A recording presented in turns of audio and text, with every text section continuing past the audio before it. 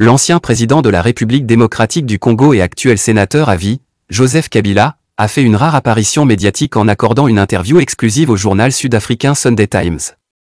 Dans cet entretien, il dresse un tableau sombre de la situation politique et sécuritaire en RDC et critique vivement la gouvernance actuelle de son successeur, Félix Tshisekedi. Joseph Kabila ne mâche pas ses mots lorsqu'il aborde la question de la crise en RDC. Selon lui, la solution à cette crise ne saurait être uniquement militaire. Il estime que l'Afrique du Sud, réputée pour ses valeurs humanistes, devrait réfléchir à 2 fois avant de continuer à envoyer des troupes en RDC pour soutenir un régime qu'il qualifie de tyrannique. Il revient également sur les élections de décembre 2023, qu'il considère comme truquées et organisées en violation du cadre juridique et des normes internationales. Pour Kabila, ces élections ont renforcé l'illégitimité du pouvoir en place et affaibli artificiellement le poids de l'opposition, ce qui a permis à Tshisekedi de consolider son pouvoir.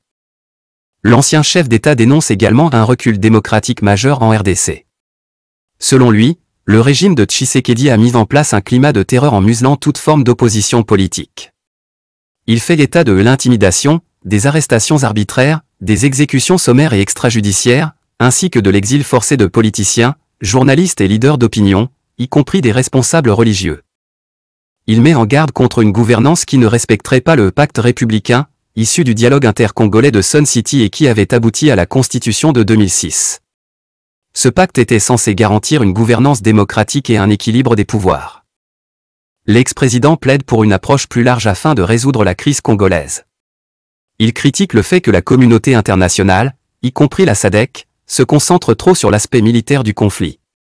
Envoyer des troupes et du matériel militaire sans aborder les véritables problèmes revient à gaspiller des ressources précieuses au profit d'une dictature, déclare-t-il.